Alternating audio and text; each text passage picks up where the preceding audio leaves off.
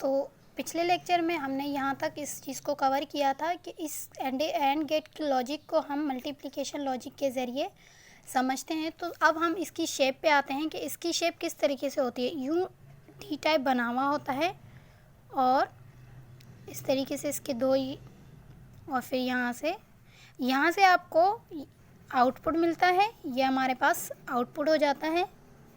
और यहाँ पे आपको इनपुट, ये ए की वैल्यू, ये बी की वैल्यू, सही। इसी तरीके से आपके पास एक और शेप आती है एंड गेट की, वो इस तरीके से होती है, रेक्टेंगुलर टाइप होता है,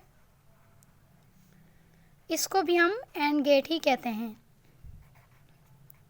ये इनपुट वैल्यूज़, यहाँ पे आपके पास एक्स की वैल्यू मीन्स आउटपुट, यहाँ पे एंड गेट लिखा हुआ होता है, सही। तो रेक्टेंगुलर आउटलाइंस होती है, इसे हम कहते हैं rectangular outlines with the end qualifying symbol. Okay, तो ऑपरेशन हम इसका देखते हैं कि एंड गेट प्रोड्यूस करता है हाई आउटपुट। क्या करता है, अब यहाँ पे देखें कि एंड गेट क्या प्रोड्यूस करता है, हाई आउटपुट को प्रोड्यूस करता है, हाई आउटपुट को प्रोड्यूस करता है। पर किस time, when all inputs are high, जब सब के सब इनपुट्स हाई होते हैं। व्हेन, इस लॉजिक को समझना लाजमी है। अगर आपको ये चीज़ें समझ में आ गई मीन्स आपको एंड गेट की सारी लॉजिक समझ में आ गई। हाई आउटपुट तब प्रोड्यूस करता है जब आपके पास सारे इनपुट, ऑल इनपुट्स हाई होते हैं, तब जाके वो क्या करता है, हाई आउटपुट को प्रोड्यूस करता है। पर अगर कोई भी आपके पास, but when you have any low input, पर आपके पास कोई भी एक लो इनपुट होता है तो आपका आउटपुट भी क्या हो जाता है, लो हो जाता है, सही। Therefore, the basic purpose of an AND gate is to determine when certain conditions are true. तो बेसिक पर्पस क्या होता है एंड गेट का, कि वो कौन सी कंडीशंस होती हैं, कौन सी कंडीशंस होती हैं जब आंसर ट्रू आता है।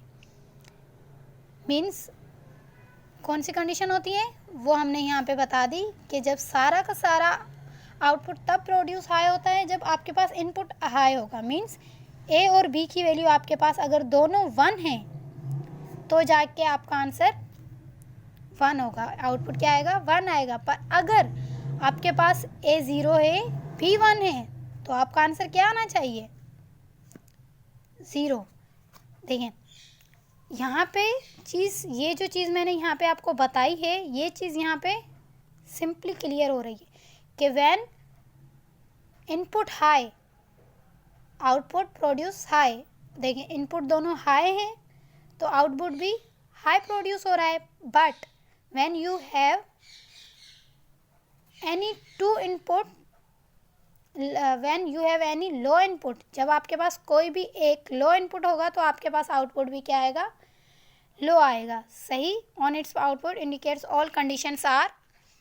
तो इस हिसाब से हमें पता चल रहा है कि कौन सी कंडीशंस लो हैं, ट्रू हैं और फॉल्स हैं। तो जहाँ पे हाई आ रहा है ये क्या हो जाएगा, ट्रू हो जाएगा, और जहाँ पे लो आ रहा है वो हो जाएगा फॉल्स, ठीक।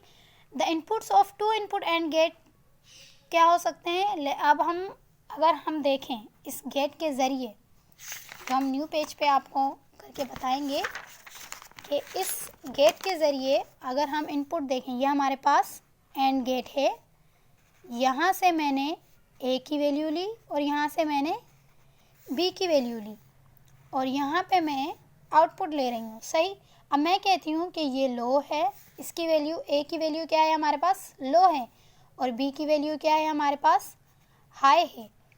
तो इसका आंसर क्या आना चाहिए, सिंपल सा जवाब होगा कि इसका आंसर भी लो होना चाहिए। क्यों, क्योंकि हमारे पास कंडीशन ये थी कि जब आपके पास सारे के सारे आउटपुट हाई कंडीशन में होंगे तब जाके आपके पास हाई कंडीशन में आंसर आएगा, अदरवाइज आपके पास लो कंडीशन में आंसर आएगा, सही। अब यहाँ पे हाई और लो में आप कंफ्यूज हो जाएंगे कि हाई को क्या वैल्यू देंगे वो लोग। Simple, high value 1, low value होगी आपके पास 0। अब मैं आपको एक ट्रुथ टेबल बना के देती हूँ। फॉर एग्जांपल ये ए की वैल्यू है, ये बी की वैल्यू है, और सी को हम अपना आउटपुट कंसीडर करते हैं। सी को हम अपना क्या करते हैं, आउटपुट कंसीडर करते हैं। तो पहले हम क्या करेंगे, 4 बिट्स लेंगे, 0 0 1 1, राइट। फिर उसके बाद 0 1 0 1। मे भी आपको ये चीज़ समझ में ना आए कि ये वैल्यूज़ हम किस तरीके से ले रहे हैं, ये मैं अलग से एक वीडियो बनाऊंगी जिसमें आपको ये बताऊंगी कि ये हमने वैल्यू किस तरीके से ली। अभी तो हम सिर्फ इसको सॉल्व करने की कोशिश कर रहे हैं एंड गेट के ज़रिए। देखें, हमने आउटपुट यहाँ पे लिखा सी, आउटपुट सी को हम इस तरीके से भी लिख सकते हैं कि A dot B, A multiplication, मैंने वहाँ पे कहा था कि ये मल्टीप्लिकेशन प्रोसेस भी हम इसे कह सकते हैं। तो यहाँ पे मल्टीप्लाई, जहाँ पे कुछ भी नहीं होता वहाँ पे हमने मैथ में यही पढ़ा है कि मल्टीप्लिकेशन की साइन आती है। तो देखें 0 और 0 क्या आएगा आंसर, 0 और 0 लो और लो, तो आंसर भी क्या हमारे पास आएगा 0, मीन्स आंसर हमारे पास लो आएगा। अब 0 और 1, अब यहाँ पे हाई है, यहाँ पे लो है, तो यहाँ पे आंसर क्या आना चाहिए, यकीनन यहाँ पे आंसर लो होना चाहिए, क्योंकि हमने कंडीशन में पढ़ा था जब दोनों इनपुट की वैल्यूज़ हाई होंगी, दोनों इनपुट की वैल्यूज़ 1 होंगी, उसके बाद जाके हमारा आउटपुट भी हाई होगा, सही। उसके बाद जाके आपका आउटपुट हाई होगा। अब यहाँ देखें, ये हाई है, ये लो है, तो यहाँ पे भी लो आंसर आएगा। पर देखें ये चीज़, देखें दोनों की जगह, दोनों का इनपुट क्या है, या भी हाई यहाँ भी हाई, तो इसका आउटपुट भी हाई आएगा। मीन्स आपके पास ए और बी की एंड गेट नॉलेज क्या आएगी, ये 0 0 0 1। ये सारा हमने एंड गेट के बारे में पढ़ा है कि इसकी ट्रुथ टेबल कैसे बनाई जाती है, किस तरीके से हम इसको सॉल्व करते हैं, हम इसकी लॉजिक को कैसे समझते हैं, वो मैंने आपको सारा बता दिया है। आई होप कि आप इस वीडियो को देख के आपकी हर चीज़ क्लियर हो गई होगी। बाकी रही बात ये इनपुट लेने का मेथड किस तरीके से है, काफ़ी स्टूडेंट्स को यहाँ पे जाके कन्फ्यूजन होती है कि हम इनपुट लें तो लें किस तरीके से, तो वो मैं आपको अलग से एक वीडियो बना के भेज दूँगी। प्लीज़ आप मेरे चैनल को सब्सक्राइब करें ताकि फर्दर मैं आपके लिए वीडियोस अपलोड करती जाऊं और आप इस सब्जेक्ट को एंजॉय करके अंडरस्टैंड करें। Thank you very much.